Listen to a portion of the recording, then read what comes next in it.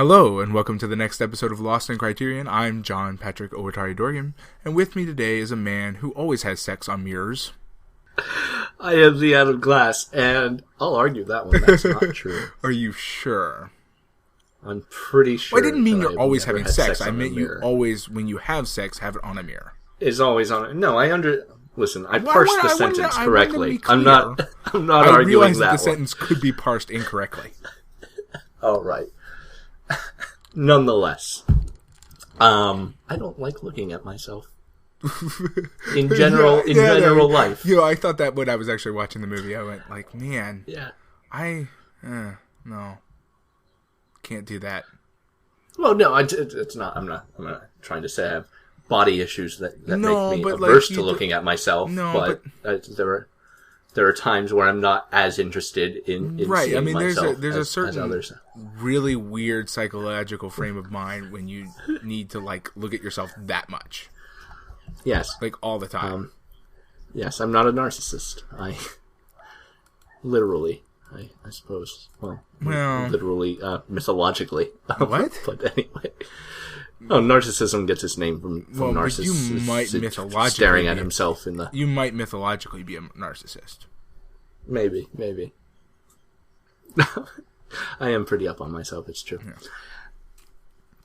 So, I think we've established enough. Yeah, can you just introduce the movie? Sorry.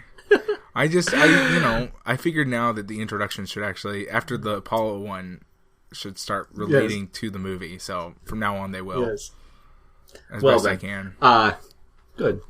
In this week's episode, we'll be talking about The Unbearable Lightness of Being, the 1988 adaptation of the supposedly unfilmable 1984 novel of the same name by the Czech Milan Kundera, a love story that takes place over the Prague Spring, the Czech Revolution, trying to get out from under Soviet power. It was adapted to film by Jean-Claude Carrier and directed by Philip Kaufman, who, for the sake of Lost in Criterion continuity, I will point out that he wrote and directed The Right Stuff. Okay. Yeah, since last week's had to do with space travel. Oh, okay. Why not? Okay, I followed. That's where I was going with that. Okay, I was a little bit confused. I was like, is that in the Criterion Collection? No, it's not. Okay. But we just talked about the Apollo missions, and I thought it was interesting. That is interesting. So... the author really hated this movie. Understandable. Milan Kundera.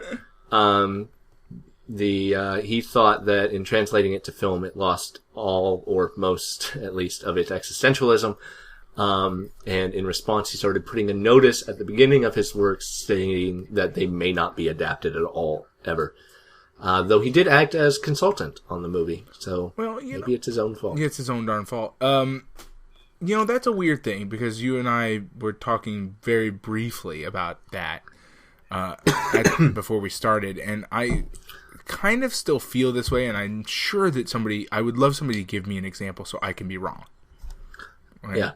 But I have not really, in many situations, encountered, when I'm told that things are existential, specifically movies, more than anything else. Books, I don't know that I've ever read one, but I could see having read one. But I'm often told that movies are existential, which I know I may or may not be saying correctly, because I find myself mumbling every time I try to say that word. Existential. Yeah, but I find that there's too many sounds, and I typically just mumble it. There's a lot of vowels, it's true. I very rarely feel like the movie I'm watching is truly existential. I feel like it's actually an uncapturable concept. It's a concept that all people can understand. Maybe the problem is you've been taking Tylenol before you watch these Good movies. Good segue, Adam. Yeah, because Tylenol recently, it was discovered, I suppose, because no one ever has known how, and I can't say the active ingredient. Acetaminophen. Acetaminophen. There, I got it. Acetaminophen. No one really knew how it worked, despite the fact that we've been using it for 100 years. And it was recently discovered that the way it works is it interacts with the cannabinoid receptors in your brain, which means that it kind of affects your brain in the same way as smoking a mild amount of pot. So it relaxes you from, at least in my understanding, it relaxes you from feeling the pain, and that's why it works for mild pain but not strong pain, because there's no opiates in it. But because of that, it can also alleviate social anxiety and existential angst. So, if you're having psychological, if you're getting lost in yourself, right? So if you're in this movie, you should have taken some Tylenol, and everything could have been avoided.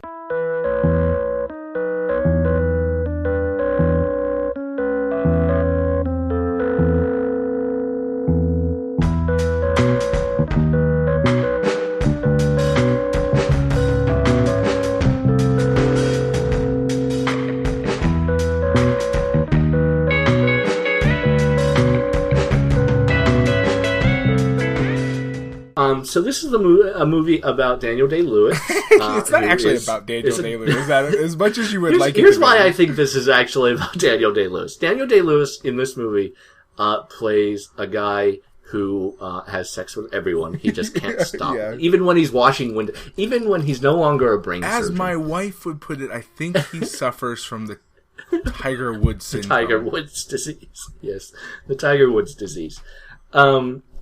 He's, even when he's washing windows, women just throw themselves at him. Yeah, but that's the weird thing. It's not that he can't stop having sex. It's that literally he is jumped at every turn.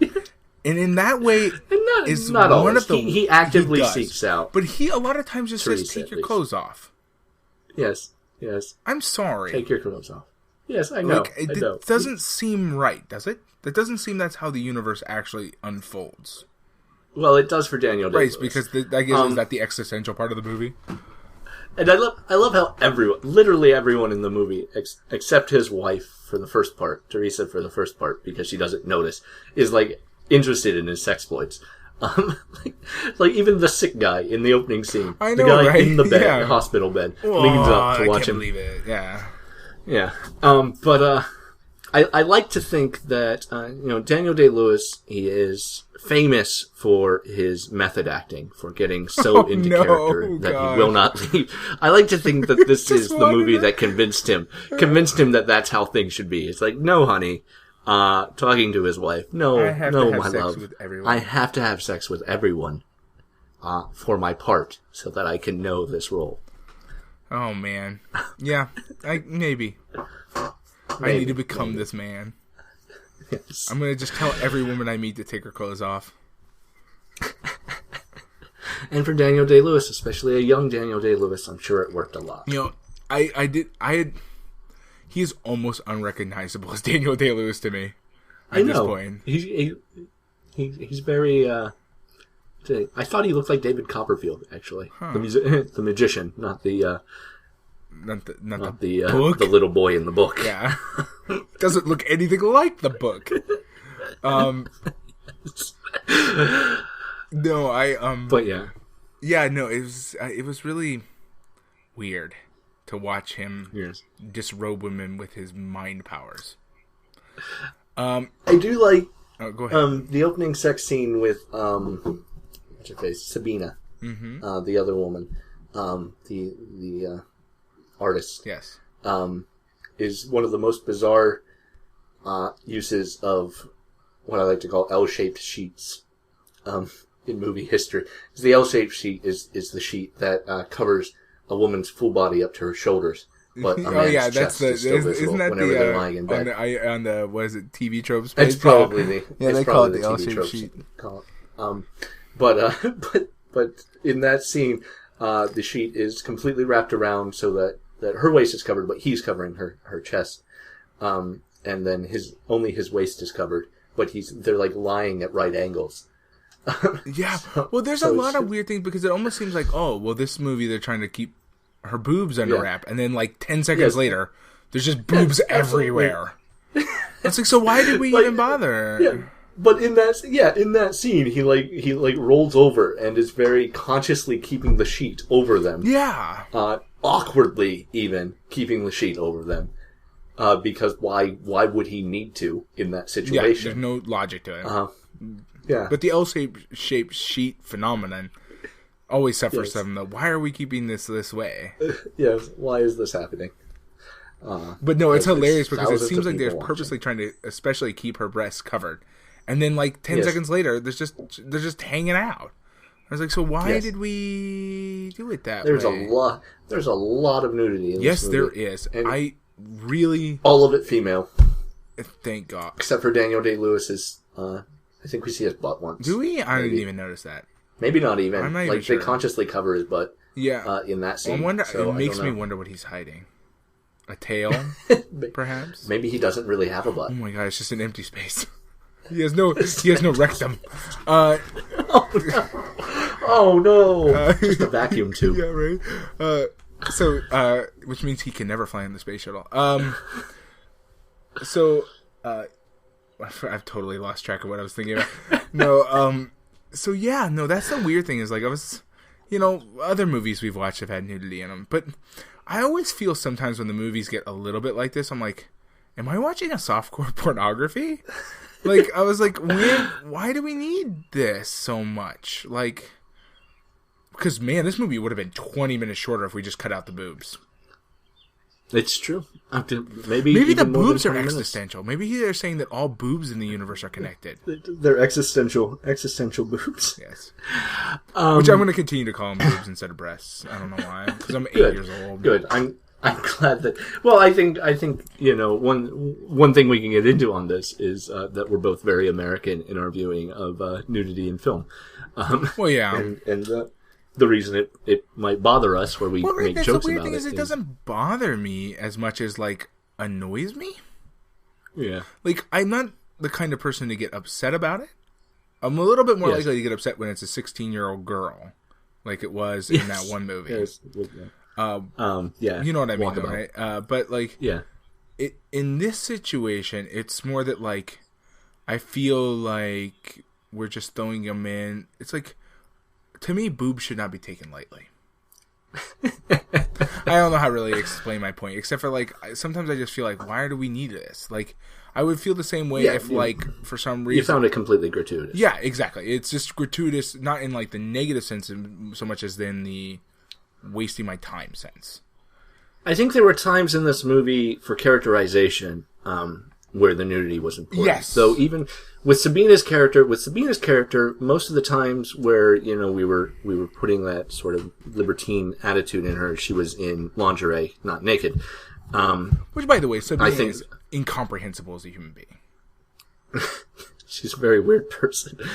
Well, that's one of the reasons I think this movie, where the author is correct loses so much of existentialism, is that we don't get enough background on Sabina and Teresa, understanding their mentality to understand why they're reacting to things the way they are. I would definitely we just agree see with them that. reacting.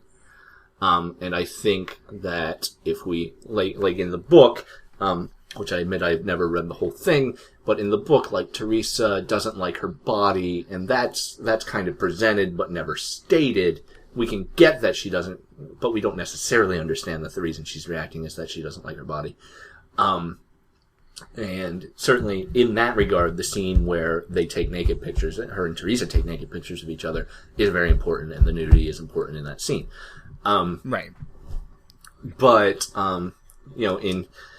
in the book, it talks about her mother being sort of very into the more, how do they put it? Just sort of not necessarily perverse, but disgusting aspects of the human body, and it turned her off. Which is why she's more into animals too. And we get that she likes the dog, and then they move to the farm later, and that's as deep as we get into that. Right, and I didn't even pick up on that element at all. Yeah, and only because I know that background information already does it make sense in the movie. So this movie, there's a lot of aspects of this movie that don't necessarily make sense, especially the existential portions of it, unless you're familiar with the source material, and that is always a bad adaptation. Yeah, if I have to have read the book to understand what's going on, you've made a mistake. Yeah. Well, and it's really... And the fact that the movie is 3 hours long. Yes, oh my God. And we still don't get into that. Yeah, like, it's 3 hours, and yet somehow, like, the story feels like no one bothered to actually tell it. It's... Yeah. Well, and what came out for me is really that, like, it turns out for me that this is a very fascinating story of a revolution. Yeah. Laid over top of the most boring love story I've ever seen in my entire life. A less fascinating story of a guy with Tiger Woods syndrome. Yes. Eventually meeting a girl with the opposite syndrome.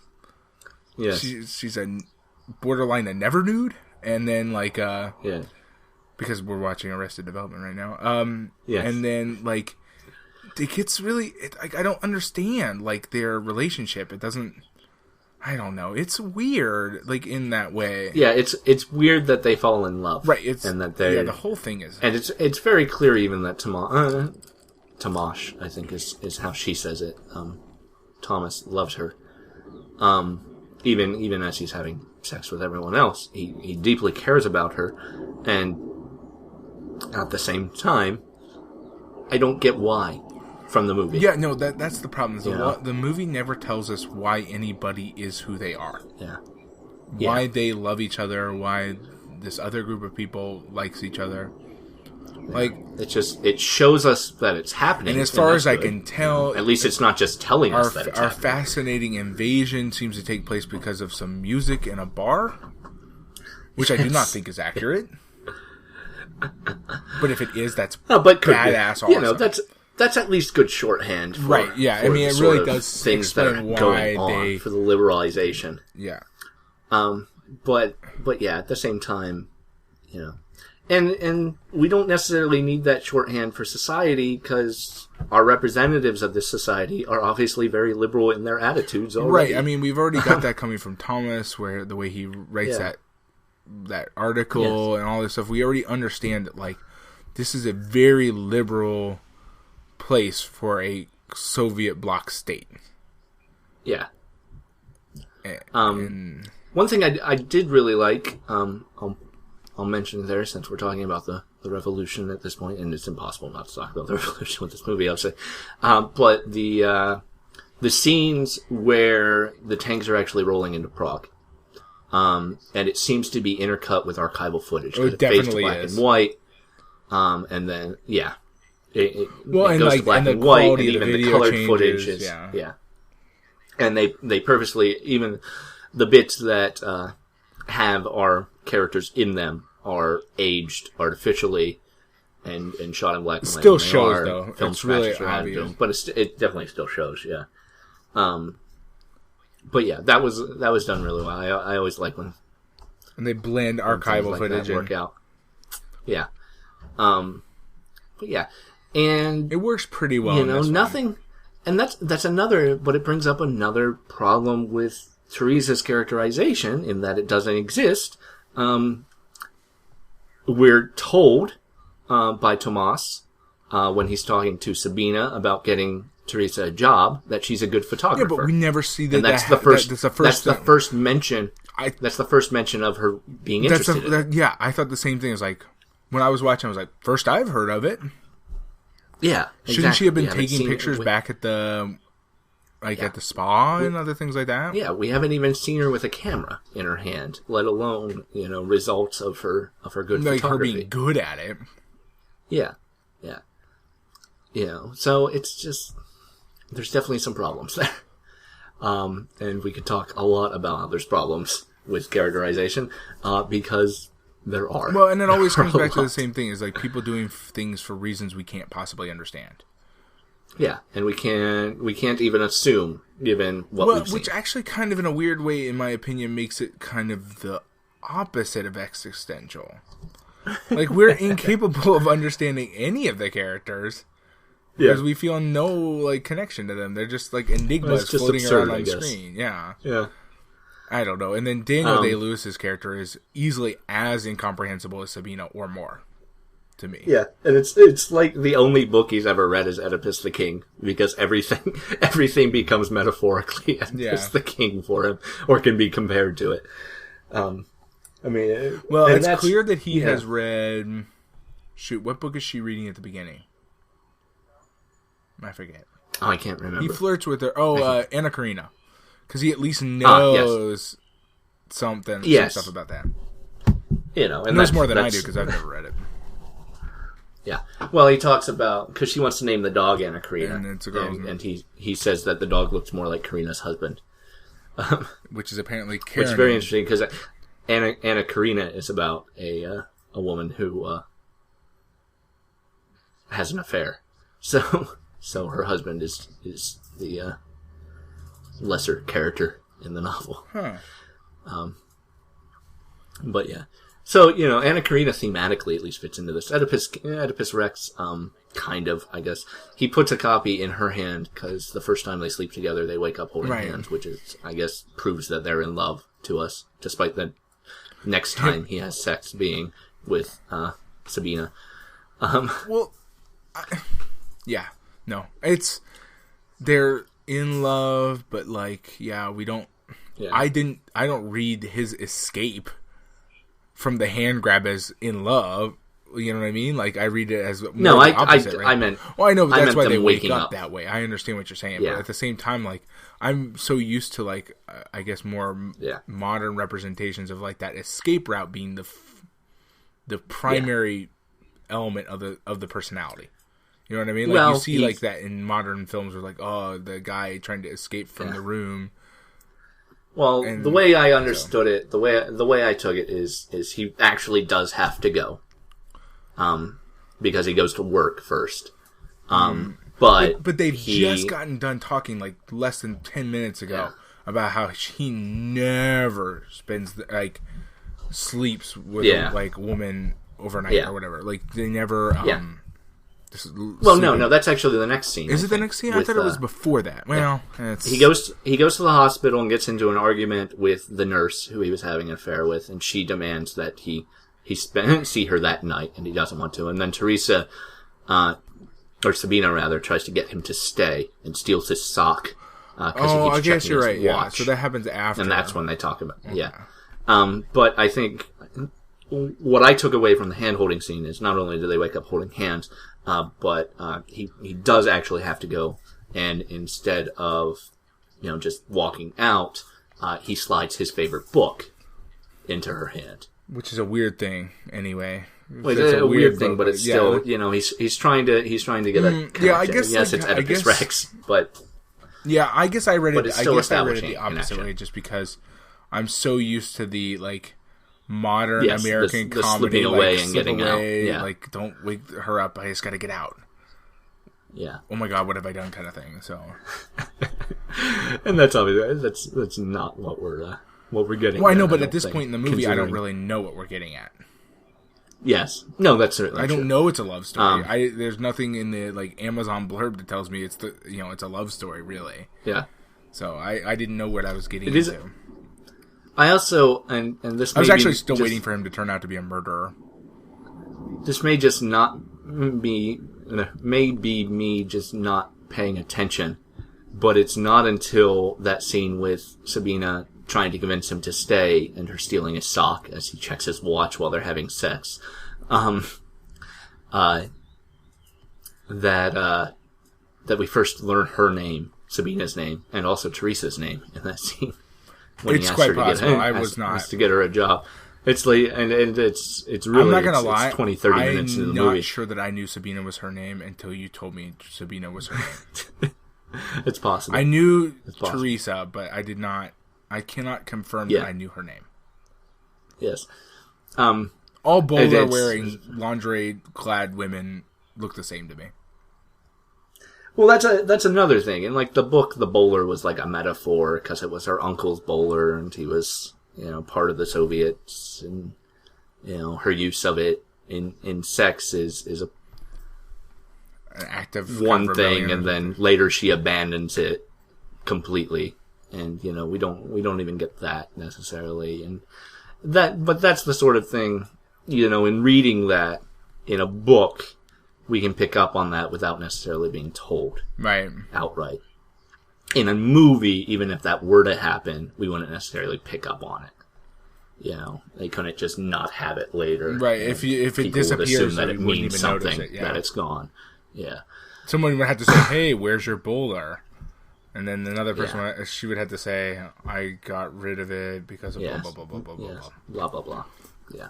But yeah, no, there were just a lot. Like, this movie was really hard for me to follow in a very different way than our movies usually are. Yeah, it just seems like there's a lot missing in this movie. It feels like I didn't watch an entire story. Yeah. I would love to know more about this Prague Spring. Yeah. That's mainly my focus for the movie. And mainly I long to find out more because it seems very fascinating. Their love story I couldn't give a shit about.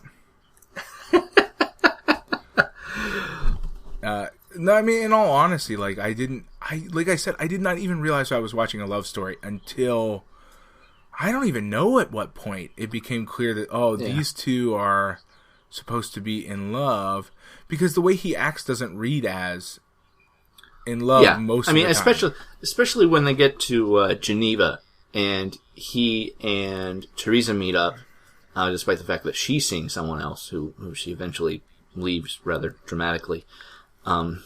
Because he leaves his wife for her. Oh, you mean Sabina? She doesn't Sabina, want that. Not Teresa.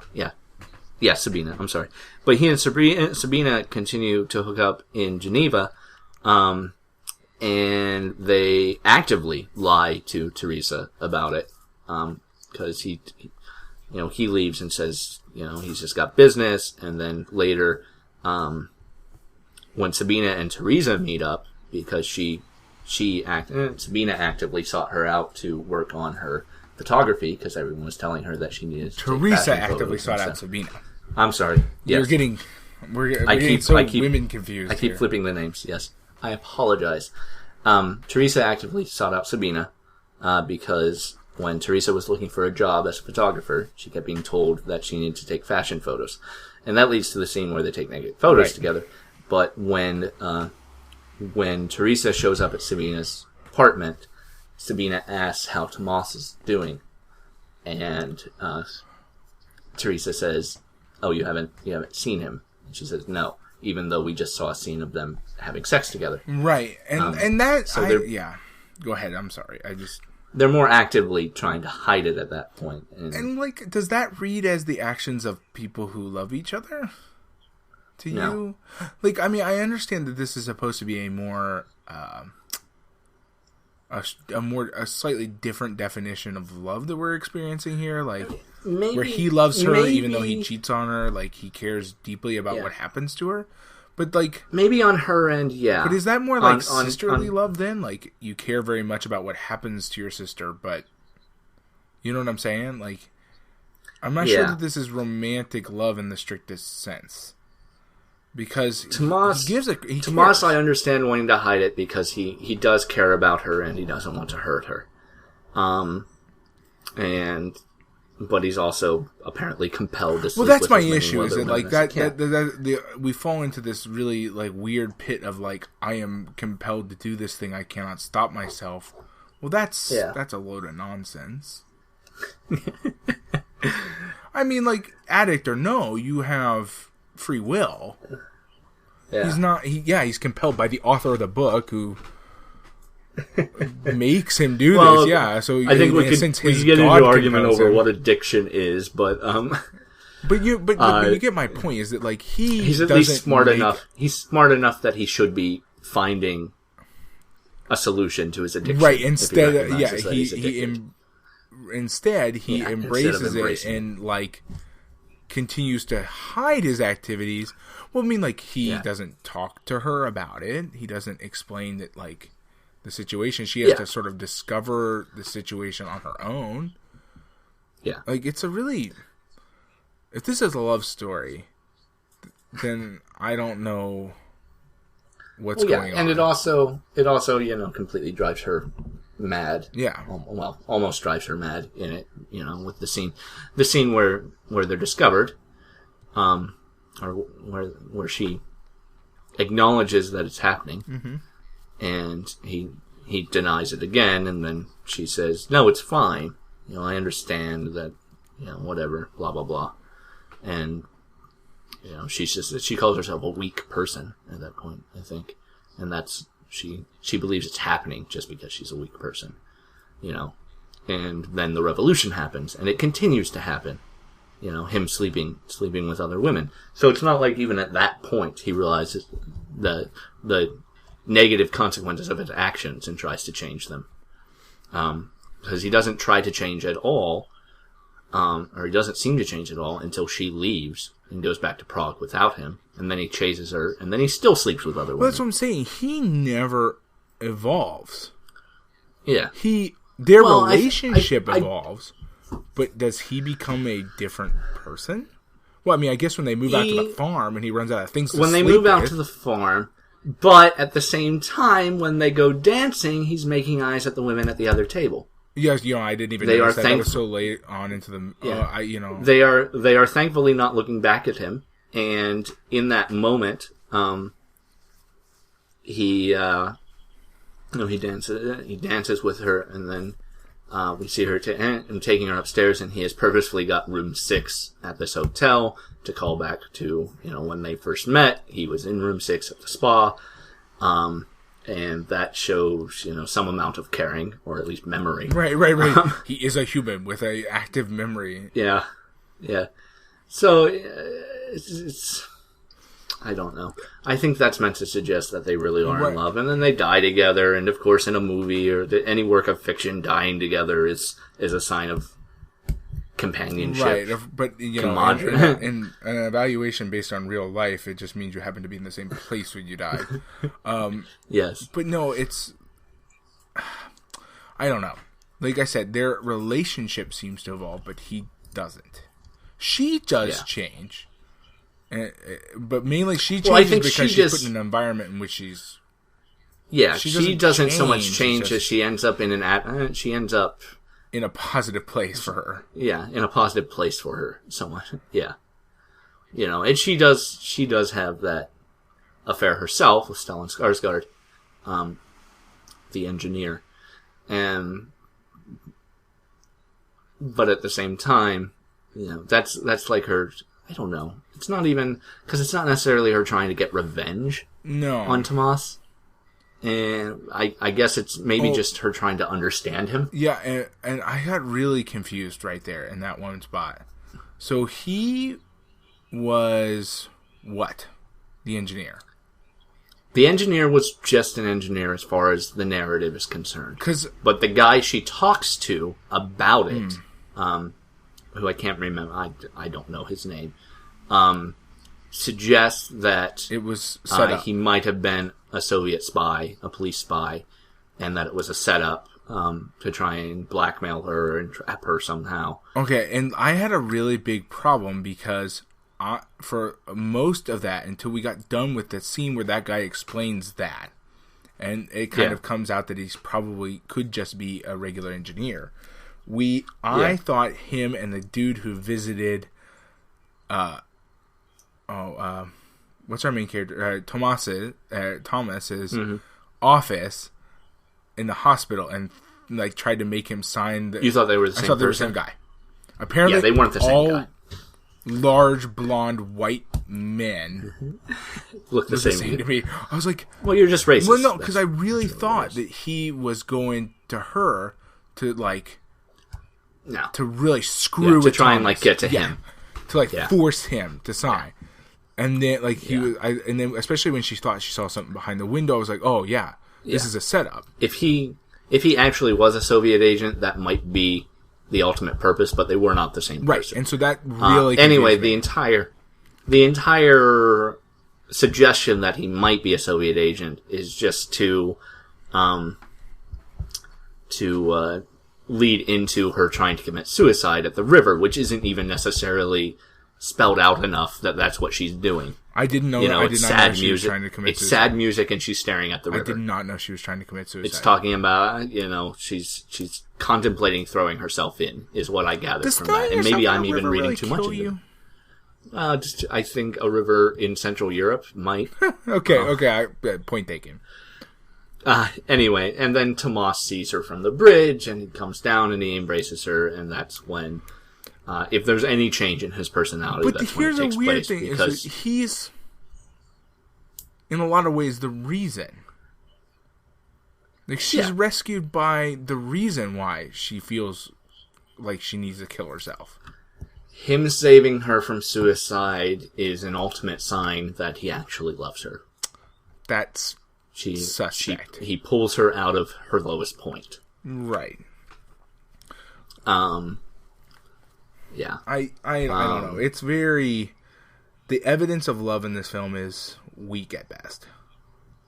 And I think and with so little character progression and growth. Yeah. I think even the idea that she's committing suicide at that point is another point where we have to have read the book. Yeah, I did not know. Have knowledge of the book until you just said it, I did not know she was trying to commit suicide.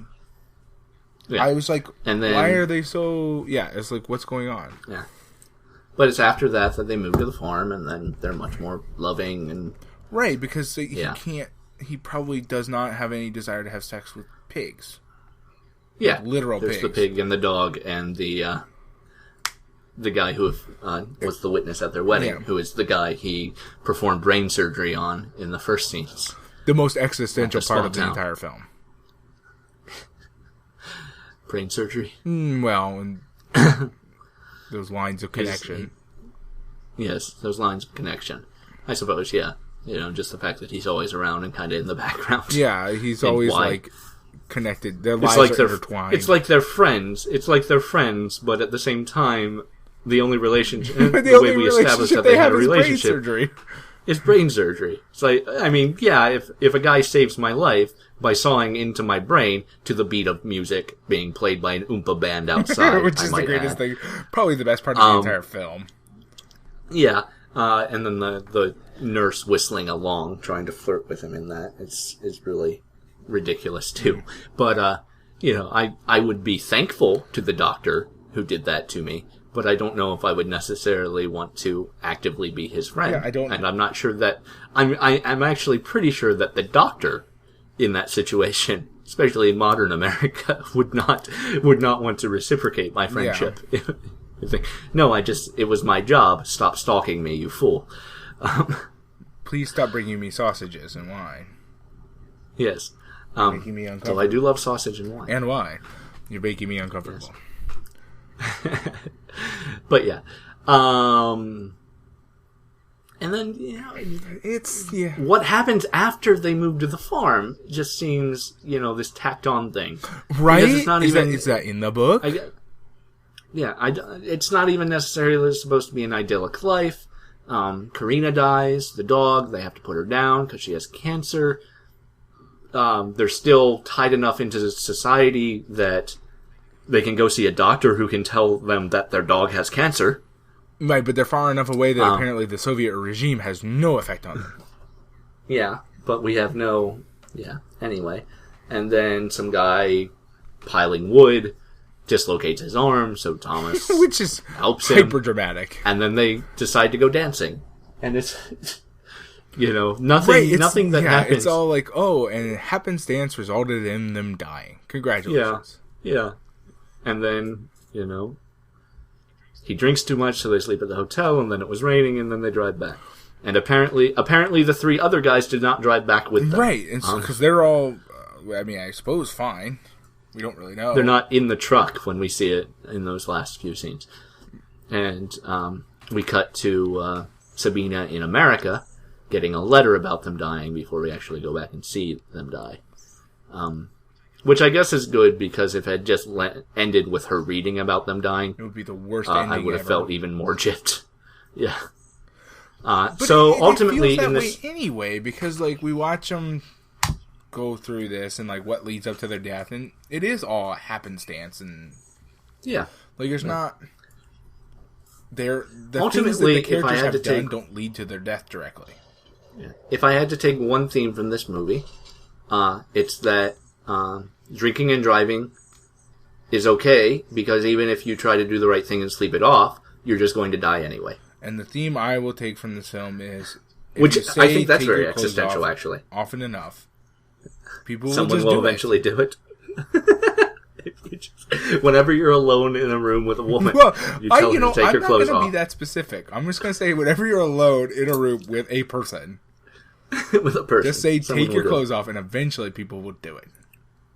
It's okay, I'm a doctor. Yeah, you got to add that line. It's okay, I'm a doctor. The fact that he threw that in at least I know. once When I heard that, I laughed. I was like, it's okay, I'm a doctor. And a molester, apparently. But yeah, I think if anything is in this movie is existential, it's that you'll die. You're going to die anyway. Yeah, no matter what your choice is, it ends with you dying, which is a terrible way to end a narrative, even an existential one. Yeah, but I mean, it's certainly about a love story. Yes, though it is, it's I guess Romeo and Juliet in that way. Well, yeah, but at least they both die for no reason. They do die for no reason, but the actions that they have undertaken conspire against them. At least in Romeo and Juliet, they die because they're idiot teenagers. Right, they're idiot teenagers. These people just die because they die. And all the dumb things they have done conspire against them. Yeah. Whereas these people are adults and they die for no goddamn reason. Yeah. Like, that's like ending your movie with, and then they were all struck by lightning because I can't think of anything else. Yeah. They died just to put a period at the end of the I need to end this frickin' story. At the end of the movie. Yeah.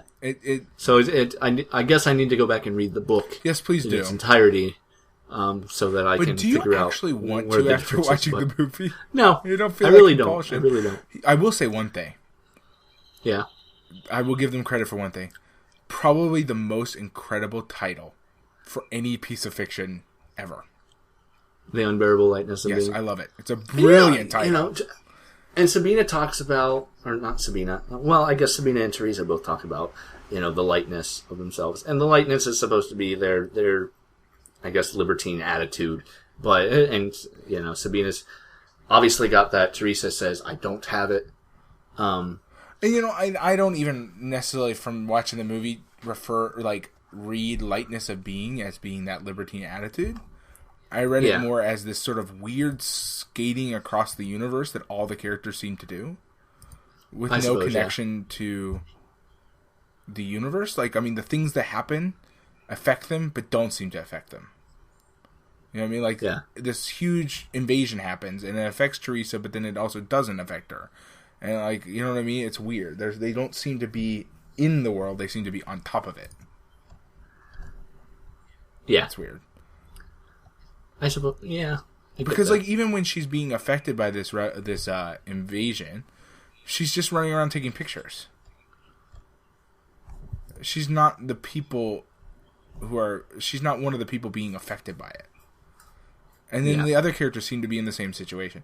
But I think you're right. I think it's supposed to be that libertine attitude. I just didn't read it that way because I wanted to be... Yeah. I refuse to read it that easily. Still an awesome title, though.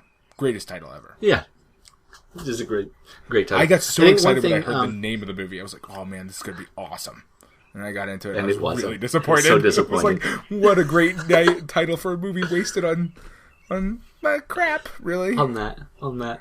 Yeah. So I wouldn't call it crap. It's not that bad. I'm still very... I would never watch it again. But yeah, I don't think I'll be watching it again. I might even... In talking to people, I will. I might mention it.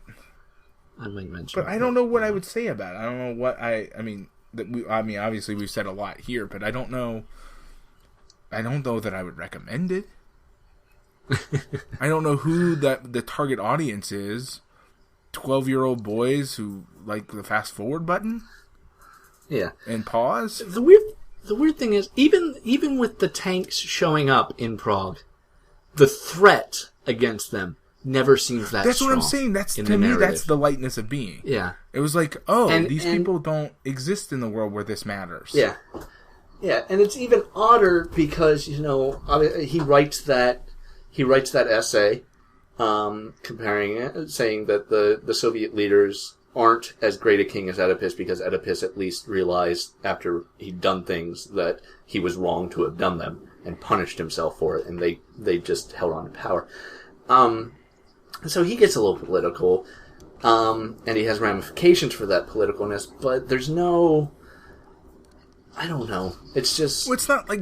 There's one... Yeah, no, go ahead, sorry. One thing about this movie is that it wasn't filmed in Prague because they felt like there was still enough of a threat in '88 from Soviet influence that filming it in Prague, they would have problems. either they'd get shut down or, so they filmed it in France. Okay. But the mentality from the Soviets that would lead the production staff to not want to make this in Czechoslovakia. We don't get that same threat. Right. We don't feel like these characters are ever in danger. Like, he did a thing that should, like, theoretically be, like, end up in a gulag scary. Yeah. Not refuse to sign this piece of paper scary. Yeah, and even when he refuses to sign the paper... Nothing happens. All he does is he just loses his job. Yeah. And I guess, on the one hand, there's a lot of people that's happening to, and I guess they can't arrest all of Prague. And, but the Soviets would have tried. Yeah, that's the thing. We have evidence that they would have definitely tried. Yes. And that's where I get into, like, to my reading of the lightness of being, is that these folks, for whatever reason, are blessed with a disconnection from the universe around them. And, like, because, I mean, like, look at the way they flee the country. They don't flee the country. Yeah. They kind of decide to take a day trip.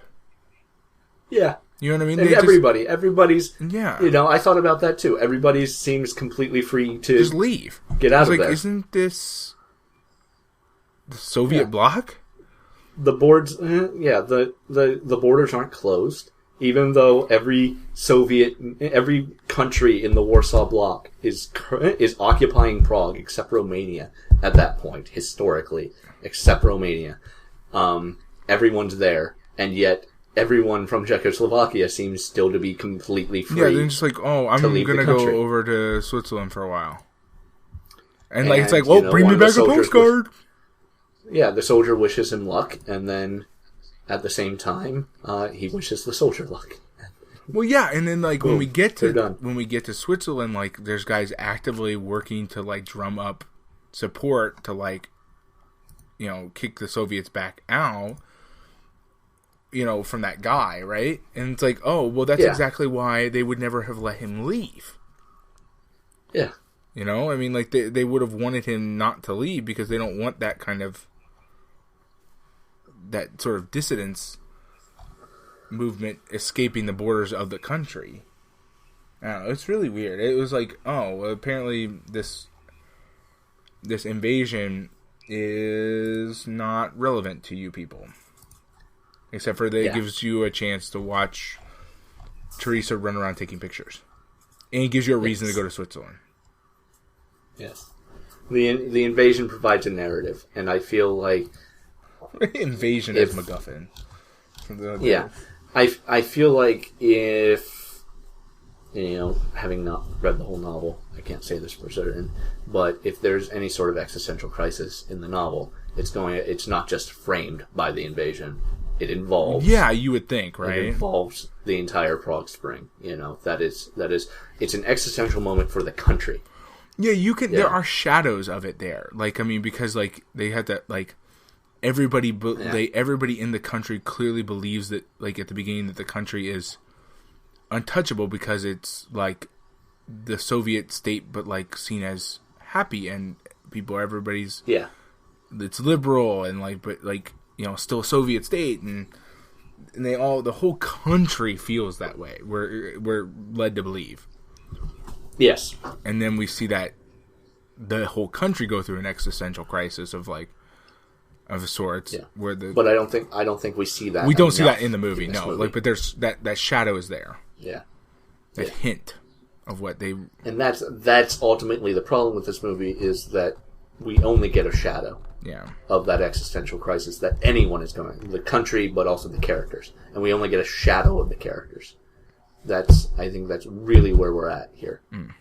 Is that there's not enough, and yes, it's already 3 hours long, and making it be enough. But I don't know that's going to be enough. I think you could have made this movie, as you could, and there's enough. You could have put in more of the existential stuff and cut out more.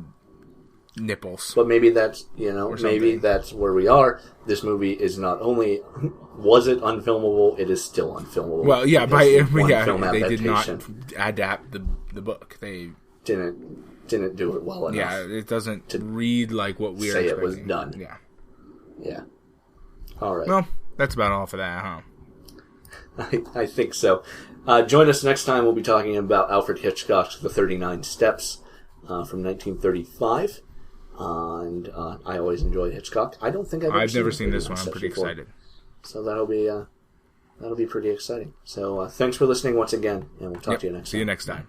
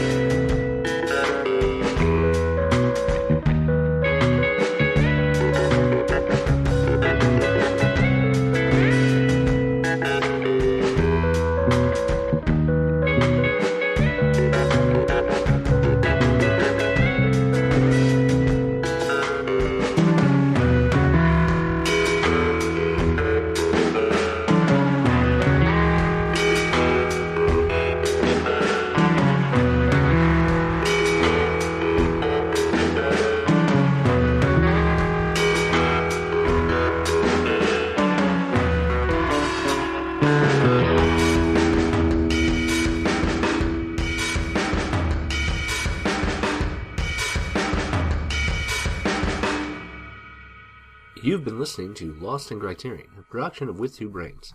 The show is hosted by Adam Glass and John Patrick Owatari Dorgan. Jonathan Hape did the music, and Adam Glass also edited it all together. Feel free to contact us by email via lostincriterion@withtwobrains.com or join us on the web at www.lost